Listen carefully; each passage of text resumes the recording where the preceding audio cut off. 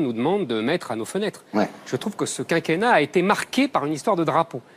C'est assez intéressant d'ailleurs, surtout quand ça tombe sur les socialistes qui, depuis à peu près 40 ans, méprisent la patrie, la nation, le drapeau, la Marseillaise, etc. Il y a une espèce de jugement divin.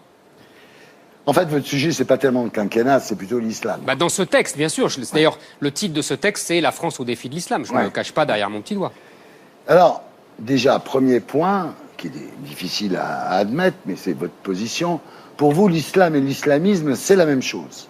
Il faut toujours revenir à la sémantique. Le mot islamisme est inventé au XVIIIe siècle parce qu'on estime que tous les noms de religion se terminent par isme, catholicisme, protestantisme, judaïsme, bouddhisme, et que l'islam est le seul. Donc pour uniformiser, une espèce de uniformisation linguistique, on dit islamisme.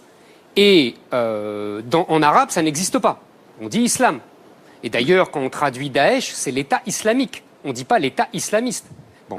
Et au XIXe siècle, tous les auteurs qui sont très sévères pour l'islam. Aujourd'hui, ils se feraient insulter à la télévision tout le temps. Messieurs Tocqueville, Chateaubriand, pas des esprits minables. Il y a des phrases terribles. Et ils disent islamisme. Et ce n'est que depuis une trentaine d'années, vous avez compris qu'on essaye de distinguer, c'est une subtilité sémantique du politiquement correct. Et pour vous, le djihad est intrinsèque à l'islam? Je suis désolé, hein, mais c'est dans le texte.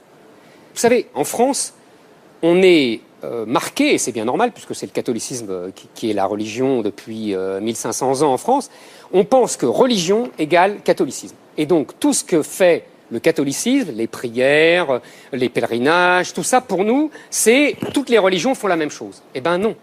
L'islam, ce n'est pas une religion au sens catholique du terme. C'est une orthopraxie très stricte, c'est-à-dire que l'important, c'est ce qu'on pratique.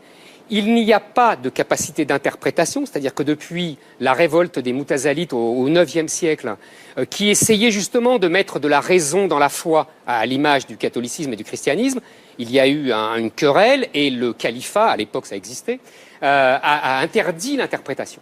Le djihad, c'est une prescription du Coran, comme le pèlerinage à la Mecque, comme le jeûne. Et donc, quand les gens de l'État islamique disent « on fait le djihad », eh ben, ils sont des bons musulmans. Et d'ailleurs, ils attestent toujours de sourates du Coran qui sont, je vous le rappelle, décrétées par Dieu. C'est ce qu'on appelle le côté incréé du Coran.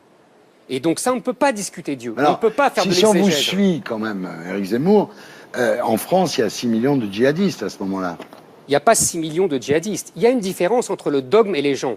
Vous-même, vous êtes de religion catholique et vous n'appliquez pas tout ce qu'il y a dans les évangiles. Je ne vous le fais pas dire. Sûrement pas. Et ben voilà, et ben les musulmans, c'est la même chose. Il y a le dogme et il y a les gens. Les gens, ils se bricolent avec leur religion, comme nous tous. Sauf que le seul problème, et c'est pour ça que, par exemple, les concepts de radicalisation sont grotesques, c'est que quand on dit il s'est radicalisé en 24 heures, c'est stupide.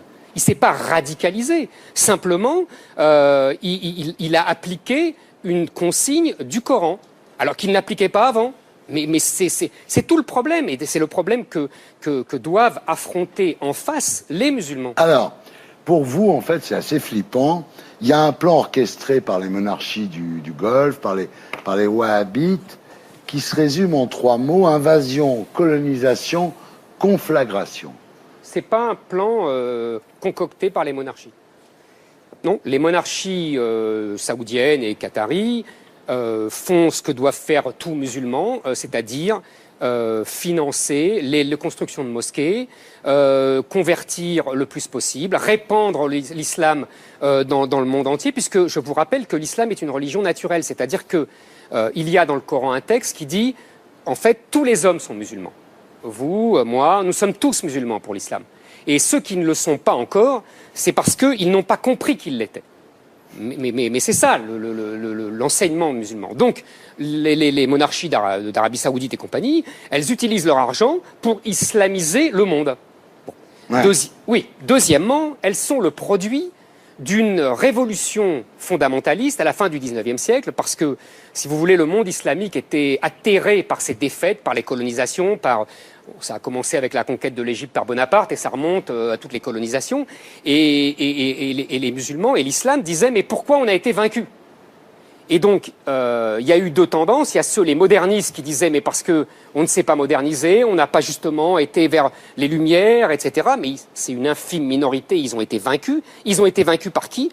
Par des gens comme l'Arabie Saoudite, les salafistes, les wahhabites, qui ont dit, non, on a été vaincus, on est décadent, parce qu'on n'a pas assez appliqué le Coran. Il faut revenir au Coran des origines, au Coran pur, au texte. Vous voyez, salafiste, ça veut dire l'islam pur. Ouais.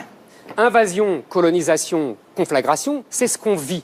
C'est-à-dire que je pense qu'il y a un continuum entre la pression migratoire énorme, parce qu'il y a une explosion démographique de toute la planète en général, et en particulier des populations musulmanes, et donc ça, il y a une pression sur les côtes européennes